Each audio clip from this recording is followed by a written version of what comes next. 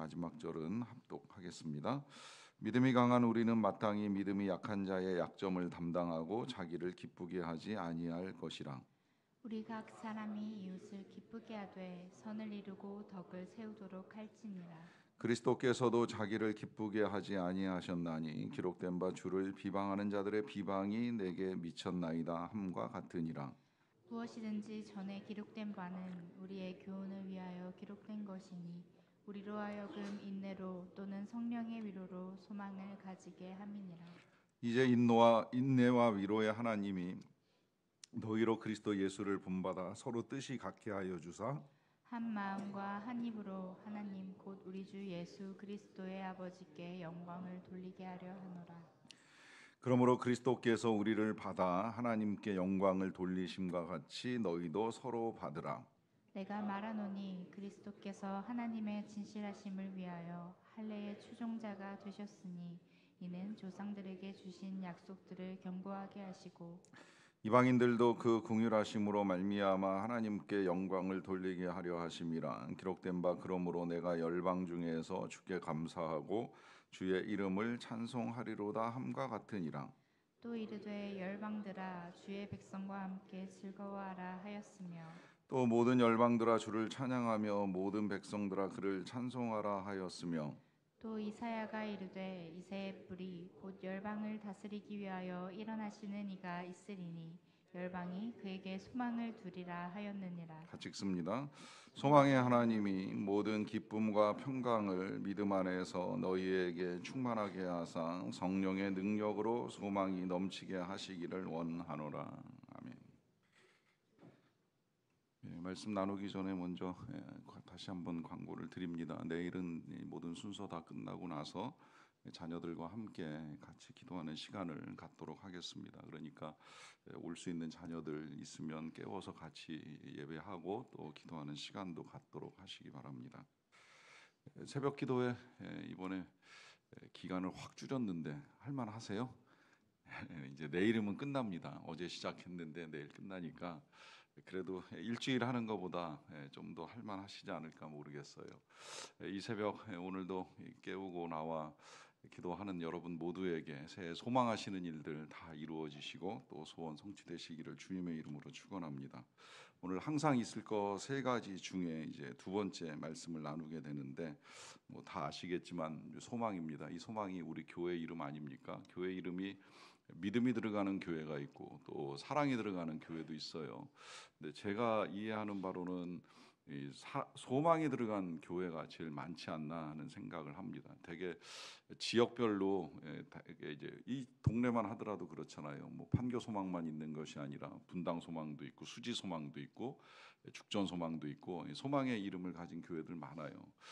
그러는 중에 이제 참소망이라고 해서 옛날에 그 학교에서 강의하시던 곽선희 목사님께서 그 말씀하시면서 이 참소망이 있으면 그럼 우린 가짜 소망이냐 이제 이러면서 발끈하셨던 기억이 나는데 어쨌든 이 소망이라는 이름을 가지고 이제 교회들이 많이 사용을 하고 우리 교회 이름이 소망인데 이 교회 이름에 합당하게 여러분들은 이제 어떤 소망 가지고 이제 살아가시는가 하는 질문을 합니다. 특히 이제 새해를 맞이하면서 올 한 해 소망하시거나 또 소원하시는 일은 뭔가 하는 질문도 드려봅니다. 일단 우리 모두에게는 소망이 필요합니다. 뭐 사람에 따라 나이에 따라 가지고 기대하는 바가 조금씩 다 다를 수는 있겠지만 분명한 건 소망이 없는 삶은 있을 수가 없다라고 하는 것이죠. 이제 소망이 없어지면서부터 사람들이 점점 이 슬픔과 이제 우울에 빠질 경향이 훨씬 더 이제 크게 나타나는데요. 이 소망을 갖는 것이 중요한 이유는 무엇보다도 우리가 소망을 갖고 살아가는 것이 하나님의 뜻이기 때문입니다. 그걸 4절에서 이렇게 우리에게 알려주는데요. 무엇이든지 전에 기록된 바는 우리의 교훈을 위하여 기록된 것이니 우리로 하여금 인내로 또는 성경의 위로로 소망을 가지게 함이니라 하십니다. 여기 전에 기록된 바라 표현하는 것은 이제 구약 성경을 말하는 거죠. 아직 이제 신약이 정리되지 아니할 때에 사도 바울이 로마에 편지를 하면서 전에 기록된 구약의 내용들은 우리의 교훈을 위하여 기록된 것이다. 근데 이 교훈이라고 하는 것이 아주 딱딱한 가르침이 아니라 우리로 하여금 성경의 위로로 소망을 가지도록 하나님이 구약 성경을 우리에게 주셨다는 거예요. 이러한 관점에서 이렇게 구약 성경을 읽어 나가다 보면 정말 하나님이 그래서 우리에게 성경을 주셨구나 하는 사실이 이제 더욱 분명해집니다. 예를 들어서 아브라함 같은 경우에 그에게 하나님이 해주신 것이 소망이잖아요.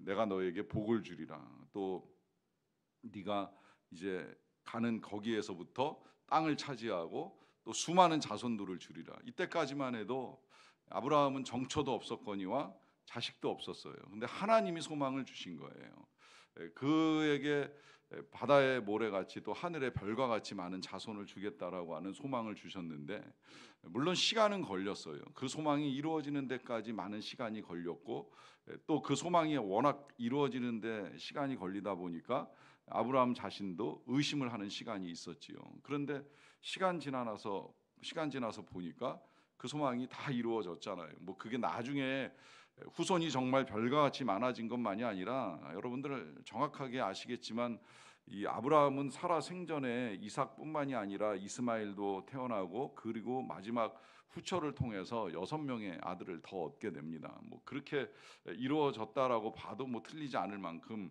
하나님이 주신 소망이 시간이 지나면 다 이루어진다는 사실을 분명하게 보여주죠. 또 이 야곱이 이제 처음 집을 떠나는 그 순간에도 하나님이 찾아오셔가지고 그에게 소망을 줘요. 읽어보면 하나님이 아브라함에게 하셨던 약속하고 크게 차이가 나진 않아요. 네 후손이 많아질 것이다라고 하는 약속을 주시는데, 이 또한 이제 이 야곱이 길 떠날 때 하나님께로부터 받은 바 소망이에요. 그리고 그 소망을 가지고 바단 아람에 가서 20년의 세월을 보내는 동안에 실제로 그는 12명의 자식과 이제 가족들, 또 심지어 재산까지 어마어마한 하나님의 약속을 이루어 가지고 돌아오는 은혜를 누리게 되지요.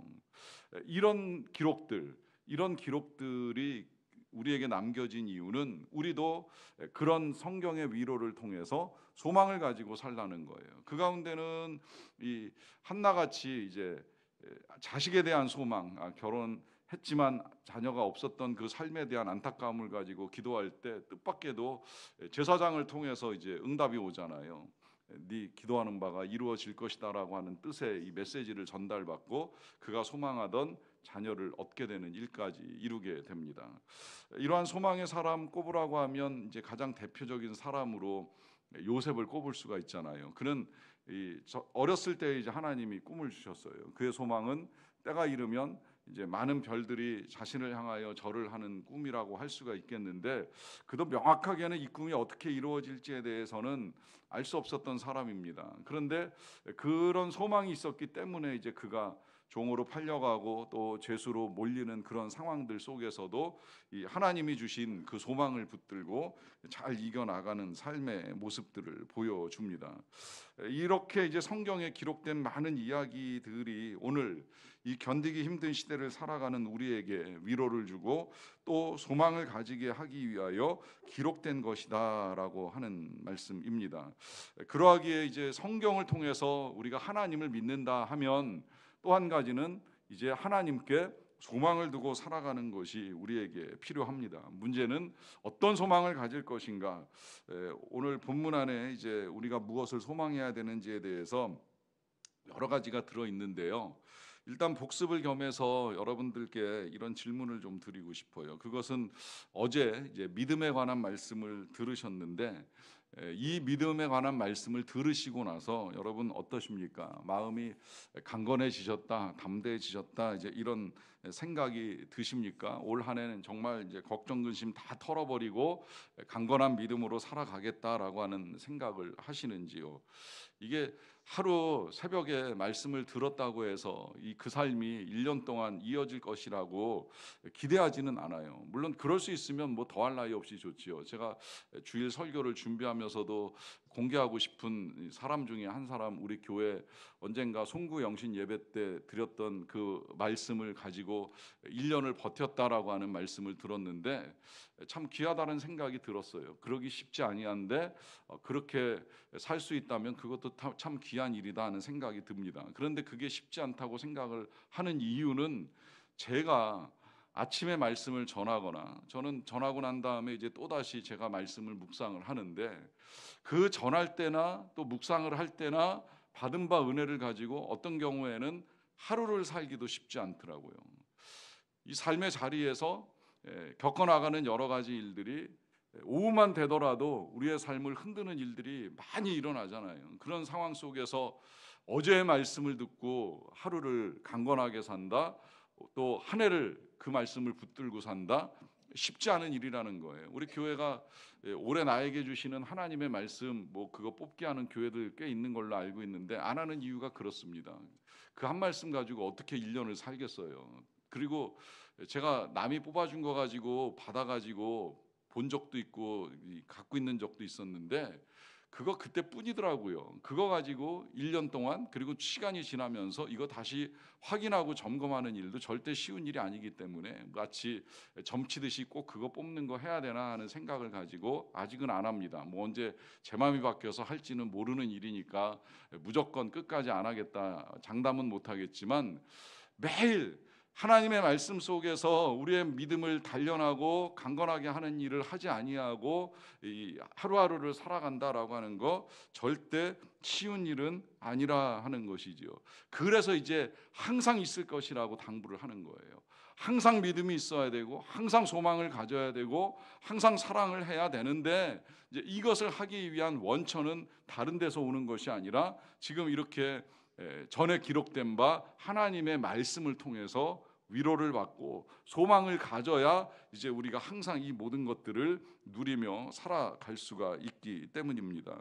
그래서 필요한 것은 말씀드린 대로 끊임없이 하나님의 말씀을 읽고 들으면서 이제 강건한 삶을 살아가야 되는데요. 이 믿음에 있어서도 하나님의 말씀이 필요하지만 우리가 하나님의 위로를 얻고 또 소망을 가지고 살아가는 데 있어서도 하나님의 말씀이 필요하다는 것은 너무나도 분명합니다. 왜냐하면 말씀드린 대로 우리의 삶이 쉽지 않거든요. 쉽지 않다 보니까 우리는 누군가로부터 나의 이 힘든 마음을 좀 더 이해하고 위로해 줄 사람을 찾아요. 그런 것들을 해줄 만한 사람이 여러분들 곁에 있다면 여러분 정말 행복한 사람입니다. 그런데 이게 다 내가 원하는 대로 되진 않거든요. 사실 이게 가장 잘 이루어지는 자리는 가정이면 뭐 더할 나위 없이 좋은 거예요. 세상에서 힘든 거 집에 와서 배우자에게 또 자녀에게 부모에게 마음 편히 열어놓고 다 이야기할 수 있으면 그것보다 더 좋은 건 없지요. 그런데 이게 잘 되는 가정이 있는가 하면 이게 안 되는 가정도 있을 수 있다는 거예요. 왜 우리의 자녀들이 친구를 찾겠습니까? 뭔가 부모하고 답답하고 소통이 안 되는 부분이 있으니까 친구한테 이제 쏟아 놓을 때가 있죠. 문제는 이 친구도 항상 24시간 연결돼서 만날 수 있는 상황은 아니잖아요. 물론 뭐 요즘 같으면 워낙 매체가 좋아서 아무 때고 연락을 할 수 있는 시대이기는 합니다만은 그러나 그 또한 여러 가지 한계가 있다는 걸 알지요. 왜냐하면 우리가 실제로 연락을 해봐도 문자로 연락하는 거에 감정이 담기지 않다 보니까 감정을 표현해 주기 위해서 온갖 기호와 이모티콘을 붙여서 소통을 할 때가 있잖아요. 그리고 그거보다 이제 좀 더 나은 방식으로 통화를 하지만 어떤 경우에는 통화만으로 안 되니까 가끔은 뭐 저를 찾아와서 만나겠다는 분도 계세요. 왜 굳이 전화를 안 하고 만나겠습니까? 통화에 한계가 있다는 거예요. 뭐 그러니까 저도 오신다고 하면 누구라도 만나는 걸 꺼려하진 않는데 그만큼 만나서 이야기하는 것이 중요한데 이 만나서 이야기하는 것이 마음처럼 안 될 때가 있다는 사실이죠. 그럴 때 어떻게 하시겠습니까? 또 만나기는 했어요. 이야기를 나누기는 합니다. 그런데 문제는 상대방이 공감도 못 해주고 이해도 못 해주고 그야말로 뭐 대문자 T 같은 답변으로 속을 긁어놓게 되면 내가 지금 어디에서 위로를 받나 하는 생각이 훨씬 더 이제 크게 나타나는 거죠. 이런 어려움들 때문에 우리에게 하나님이 어제 분명하게 약속을 해주신 거예요. 하나님이 계신 것과 그가 자기를 찾는 자들에게 상 주시는 이심을 믿어야 할지니라. 이때 상은 단순히 그냥 응답만이 아닙니다. 약속만이 아닙니다. 이때 상은 하나님의 위로도 함께 임합니다. 정말 간절한 마음으로 하나님을 찾으십시오. 그리고 정직한 마음으로 여러분들의 상태를 쏟아 놓으십시오. 지금의 마음 얼마나 상했는지, 얼마나 화가 났는지, 얼마나 힘이 든지, 얼마나 곤고한지 있는 그대로 하나님 앞에 가지고 나아가십시오. 그리고 멈추지 마세요. 좀 귀를 기울여 보세요. 세미한 하나님의 음성에 귀를 기울여 보세요. 여러분들의 마음에 들려주시는 하나님의 음성이 무엇인가에 집중을 해보세요. 하나님이 간절히 구하고 찾는 자를 절대 외면하시거나 침묵으로 돌려보내시지 아니하십니다. 하나님이 살아계시고 말씀으로 세상을 창조하신 하나님이 여러분들께 말씀하시지 못할 이유가 어디 있겠습니까? 의심과 불신을 떨쳐내 버리시고 세미한 하나님의 음성에 귀를 기울여 보십시오. 그러면 우리가 들을 수 있습니다. 나에게 말씀하시는 하나님의 음성을 들을 수 있습니다. 그때 이제 우리에게 임하는 하나님의 위로가 무엇인지를 경험할 수 있게 됩니다. 이것을 우리가 소망을 하며 나아갈 수 있어야만 합니다. 그 가운데 이제 우리에게 있어서 꼭 필요하고 중요한 이 위로와 소망이 무엇인가라고 했을 때 저는 12절 말씀을 보는데요. 이렇게 말씀합니다. 또 이사야가 이르되 이새의 뿔이 곧 열방을 다스리기 위하여 일어나시는 이가 있으니 열방이 그에게 소망을 두리라 하였느니라 합니다. 자, 여기서 지금 사도 바울이 이제 이사야 선지자가 아주 오래전에 하셨던 말씀을 인용하시는 거예요. 그 인용하신 말씀은 이새의 뿔이, 다시 말하면 이제 이새의 조상이라고 할 수가 있겠는데, 명확하게 조상이라고 표현하지 않고 뿔이라고 하는 건 이새의 근원이 하나님께 있다는 거죠. 나중에는 이제 다윗의 뿌리도 예수님이라는 사실을 이제 요한계시록에서 요한이 우리에게 밝혀주는데, 결국 이새의 뿌리도 예수님이 것이고, 그리고 열방을 다스리기 위하여 일어나시는 이도 예수님이시고, 그래서 이제 열방이 그에게 소망을 두리라라고 하는 말씀을 하십니다. 그러니까 결국 이제 우리의 소망이 예수님이시다라고 하는 것이 이제 더욱 분명하고요. 예수님께 우리가 소망을 두고 살아야 할 것을 강조합니다. 왜 그렇겠어요? 우리가 믿음을 갖고 살아가는 이 삶의 궁극적인 목적은 주님을 만나는 데 있지 않겠습니까? 이 주님을 만나는 것에 목적을 두지 않고 살아가면 우리의 믿음은 세속화될 가능성이 많아요. 그저 하나님을 찾는 것이 이 세상에서 잘 먹고 잘 살고 출세하고 성공하는 여기에 이제 집중될 가능성이 많은 거예요. 물론 저는 그런 것들이 불필요하다고 생각하지는 않아요. 때로는 그런 소망이 우리의 삶을 이끄는 원동력이 될 수도 있어요. 문제는 그것으로 성취된 삶의 결과를 가지고 우리가 일평생 만족을 누리며 살아갈 수 없다는 것 때문입니다. 그러하기 때문에 우리의 삶의 성장 과정에 여러 가지 꿈, 소망, 비전 다 있을 수 있다고는 생각을 합니다만은, 궁극적으로 우리가 예수님을 만난다는 사실에 대한 소망을 두지 아니하면 우리는 위험한 삶을 살 수 있는 가능성도 크다는 거예요. 이렇게 표현하는 이유는 제가 실제로 이제 그런 분을 이제 만났기 때문인데요. 복음을 나누다 보니까 이제 이런 고백을 제가 실제로 들었어요.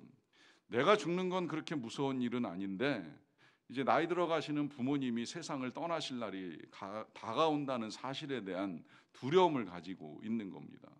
근데 제가 그 부모님을 모르지 않아요. 부모님이 우리 교회를 다니시지는 않지만, 그러나 이제 그 부모님이 신앙생활 잘 하시고 저하고도 몇 번 만나서 이렇게 같이 식사하고 교제하시는 일도 했는데, 그 믿음을 가지신 분들이 세상을 떠나는 것에 대한 두려움, 물론 자녀로서 부모가 세상을 떠나는 일이 마음 편할 리가 어디 있겠습니까? 뭐 저 역시도 연로하신 우리 어머니들께서 세상을 떠나신다면 절대 편할 일은 아니지요. 그런데 이게 두렵다고까지 표현하는 이유는 무엇일까? 부모님도 교회를 다니고 신앙생활을 하시고 우리도 신앙생활을 하고 믿음을 가지고 소망 가운데 살아간다라고 하는데, 어차피 누구라도 다 겪을 수밖에 없는 이 사망의 사건 앞에서 왜 우리가 믿음을 가지고 있음에도 불구하고 두려움을 가지게 되는가라고 하는 의문이 생겼습니다. 그런데 이야기를 좀 더 나누다 보니까 이제 이 소망, 정말 우리가 이 세상을 떠날 때에 주님을 만난다는 이 소망, 더 나아가서 우리가 매 주일마다 고백하고 있는 신앙 고백의 내용에 있어서 부활을 믿고 영생을 믿는 이 소망이 불분명했던 거예요. 확실하지가 않은 거예요. 제가 여기서 좀 되게 당황하고 좀 놀랐어요. 우리가 믿음을 갖는 궁극적 이유는 예수 그리스도의 부활을 믿을 뿐만 아니라 그와 더불어 첫 열매이신 예수님을 따라 우리도 부활의 열매로 나타날 것을 믿는 믿음을 가지고 살아가야 되는 것인데, 이 믿음이 드러나지 않는 것을 보면서 이 믿음이 없으니까 그 삶이 정말 두려울 수밖에 없겠구나라고 하는 생각을 하는 겁니다. 제가 그래서 이 자리에서 오늘 이 항상 있을 것 세 가지를 여러분들과 나누는 중에 여러분들께도 좀 한번 여쭤보고 싶었어요. 여러분 정말 이 소망 있습니까? 이 소망 가지고 살아가십니까? 부활의 소망과 영생의 믿음을 가지고 날마다 신앙 고백을 하시는 것이 맞습니까? 우리가 이 세상을 떠나게 되면 하나님의 나라에 들어가고 그 하나님의 나라에서 우리를 기다리고 계신 예수님을 만나고 하나님께서 상 주실 것을 믿습니까? 그 상급에 대한 소망, 면류관에 대한 기대는 얼마나 가지고 살아가십니까? 이거 없으면 세상을 이길 수가 없는 거예요. 이거 없이 어떻게 세상을 감당합니까? 이게 없으니까 우리가 세상을 감당하지 못하고 쩔쩔매는 인생으로 살아가는 거예요. 이것이 없으면 두려울 수밖에 없는 거예요. 이것이 없으면 우리가 믿음을 가지고 살아가는 아무 의미가 없는 거예요. 이 세상에서 부유하고 성공한들 그걸 가지고 몇 년을 살겠습니까? 얼마나 그걸 가지고 영광스러운 인생이 될 것이라고 기대합니까? 여러분, 우리에게 이 천국의 소망이 필요합니다. 하나님 나라에 대한 소망이 분명해져야만 합니다. 저는 감사하게도 오늘 말씀을 전하기 전에 이것을 확인할 시간을 가졌어요. 개인적으로 솔직하게 좀 고백을 하자고 하면, 제가 이 주제로 설교를 하겠다고 마음 먹고 준비하기 시작한 건 오래되었는데 막상 나누려고 내용을 준비하는 데 있어서는 굉장히 어려웠습니다. 특히 이제 믿음과 사랑보다 소망을 준비하는 것이 굉장히 어려웠어요. 왜 어려운가? 어려울 때는 하나님께 말씀드린 대로 제가 질문을 드립니다. 왜 이걸 전하는 것이 이렇게도 어려울까요? 왜 이 내용을 정리해가는 것이 힘들까요? 라고 했더니 하나님이 분명하게 알게 해주시더라고요. 세상의 소망에 집중하지 말라. 아무리 성도들이 이 세상에서 이루어가는 일들이 귀하고 거기에 집중하고 거기에 많은 에너지를 쏟는다고 할지라도, 그럴지라도 궁극적인 소망은 이 땅에 있지 않다는 사실을 분명하게 알려줄 것에 대해서 하나님이 이제 마음을 주신 거예요. 그래서 그 마음을 가지고 전하기는 해야 되겠는데 여전히 전하는 데 있어서 어디까지 어떻게 전해야 될지에 대한 부담감은 남아있더라고요. 그러는 가운데 장례 조문을 다녀오게 됐습니다. 이 장례는 여러분들이 아시는 분이지만 우리 교인은 아니에요. 작년에 우리 교회 신년 특별 부흥회에 오셨던 강사 목사님, 천기철 목사님 사모님이 소천을 하셨습니다. 묘하게도 송구영신 예배 중에 소천을 하셨다 그러더라고요. 그래서 목사님이 이제 소천 자리에 계시지는 못했는데 혹 그럴지도 모른다는 마음을 가지고 송구영신 예배 들어가시기 전에 이제 가정에서 임종 예배를 드리고 나서 이제 예배를 인도하시는 중에 사모님이 돌아가신 거예요. 어제 작년에 부흥에 오셨던 분들은 기억하실 거라고 생각이 들어요. 사모님께서 편찮으셔서 사역이 많이 어려웠었는데 지금도 계속 이제 아프시다라고 했는데, 지난 1년 동안에도 끊임없이 투병의 과정에 대한 소식들을 제가 이제 듣는 과정 속에 결국은 이제 해를 넘기시면서 하나님의 부르심을 받으셨습니다. 그래서 제가 조문을 다녀왔는데 조문하러 가서 보니까 이제 때마침 그 아들 목사님이 섬기시는 교회 성도님들이 오셔가지고 이제 위로 예배를 하는 중인데, 빈소 안에가 이제 워낙에 꽉 사람이 들어차 있다 보니까 들어갈 수가 없어가지고 제가 밖에 서서 이제 예배를 드리게 됐어요. 근데 그 빈소가 특이하게도 이제 이렇게 입구가 좁다 보니까 안에서 목사님이 어떤 메시지를 전하시는지 정확하게 들리지는 않더라고요. 거의 안 들리다시피 해서 그냥 서서 이제 있었는데, 서 있다 보니까 이쪽 한쪽 편에 이제 유가족들이 이렇게 앉아서 말씀을 듣고 예배를 드리는 모습이 보이잖아요. 거기에 이제 목사님 보이시고 큰아들, 작은아들, 그리고 이제 막내딸 이렇게 그 삼남매가 앉아 있고 그 뒤에 이제 남은 유가족들이 이렇게 이쪽에서 보입니다. 그 유가족들의 표정을 봤어요. 보니까 목사님도 그렇고 아들들도 그렇고 특히 그 이제 이 딸이 모로코 선교사로 나가 있다가 들어와서 이제 어머니 잠시 간병하다가 이제 어머니께서 세상을 떠나신 상황 아닙니까? 그리고 큰아들도 인도네시아 선교사로 이제 나가 있다가 소천 소식 듣고 부랴부랴 이제 어제 아침에 도착을 한 거예요. 그리고 이제 둘째 아들은 이제 목회하는 교회에서 와가지고 이제 같이 위로 예배를 드리는데 가족들을 보니까 너무 슬퍼요. 제가 잘 아는 목사님이고 이제 자녀들 결혼식도 다 가서 축하를 해주고 했었기 때문에 잘 아는 가족들의 얼굴을 보니 그 슬픔이 그대로 이제 전달이 됩니다. 그러면서 이렇게 일찍 세상을 떠나보낸 남편이나 자녀들은 얼마나 슬프고 힘들까 하는 생각을 할 수밖에 없는 거죠. 그런 마음을 가지고 이제 이 예배에 참여하고 있는데 목사님 설교와 기도가 끝나고 난 다음에 마지막 찬송을 부르더라고요. 그 찬송이 이제 많은 사람들의 합창으로 그 안에서 흘러나오는 걸 들으면서 같이 찬송을 부르게 되었는데 이 찬송 여러분 사실 다 아는 찬송이지만 제가 그 자리에서 가사 하나하나를 곱씹으면서 찬송을 부르다 보니까 정말 우리가 어디에 소망을 둬야 되는가, 무엇에 소망을 둬야 되는가 하는 게 다시 분명하게 제 마음에 다가왔습니다. 그래서 이 시간 여러분들에게 읽어 드릴 텐데요. 한번 잘 들어보세요. 잠시 세상에 내가 살면서 항상 찬송 부르다가 날이 저물어 오라 하시면 영광 중에 나아가리. 눈물 골짜기 더듬으면서 나의 갈 길 다간 후에 주의 품 안에 내가 안기어 영원토록 살리로다. 나의 가는 길 멀고 험하며 산은 높고 골은 깊어 고난 나의 몸 쉴 곳 없어도 복된 날이 밝아오리.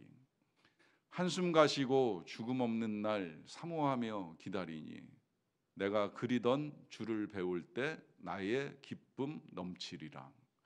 열린 천국문 내가 들어가 세상 짐을 내려놓고 빛난 면류관 받아 쓰고서 주와 함께 길이 살리.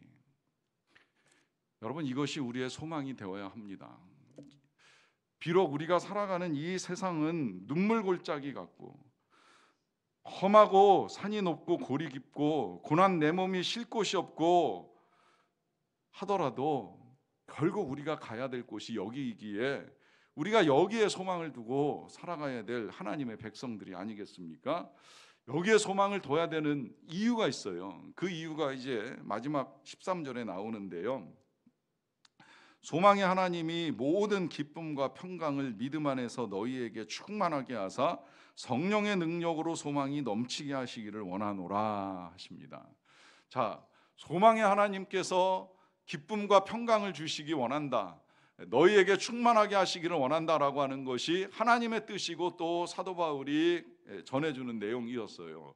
그런데 이 기쁨과 평강이 어디에서 오느냐라고 했을 때 이 기쁨과 평강은 사실은 소망이 없으면 어려운 일입니다. 저는 장례식장에서 뭐 눈치 없이 아무 때나 그 찬송가를 부르지는 않지만 그러나 부르고 싶은 찬송이고 기회가 날 때 부르는 찬송이 하나가 있어요. 그것은 이런 가사를 담고 있는 찬송가입니다. 찬송가 486장인데요. 이런 가사가 들어있어요. 주 예수의 구원의 은혜로다 참 기쁘고 즐겁구나라고 하는 가사입니다. 자, 장례식장에서 참 기쁘고 즐겁구나 말이 되겠습니까? 그러니까 제가 아무 때나 부르지는 않는다는 말씀을 드립니다. 그런데 가끔은 불러요. 불러도 되는 집들이 있더라고요. 왜 부르겠습니까? 구원의 은혜가 분명한 집인 거예요. 고인이나 자손들이나 구원의 은혜를 알고 살아가는 사람들이었던 거예요. 그렇기 때문에 이 구원의 역사가 나타난 가정에서 기쁘게 찬송을 부를 수 있는 거예요. 여러분 기쁨은 다른 데서 오는 것이 아니라 하늘로부터 내린다는 것입니다. 기쁨은 하나님께 소망을 둘 때 가능한 것이라는 거예요. 평강, 강건한 믿음, 소망 없으면 어렵습니다. 그러하기 때문에 소망의 하나님께서 우리에게 기쁨과 평강을 주시는 것은 우리가 소망을 가지고 살아갈 때입니다. 그러하기에 여러분, 올 한 해 여러분들의 소망도 중요합니다. 꼭 이루시기를 정말 진심으로 축복합니다. 하지만 궁극적인 우리의 소망, 주님이 우리를 기다리고 계시고 우리가 주님을 만날 것이라고 하는 이 소망 또한 저와 여러분들의 소망 되시기를 간절히 축원합니다. 기도하겠습니다. 우리 기도하기 전에 함께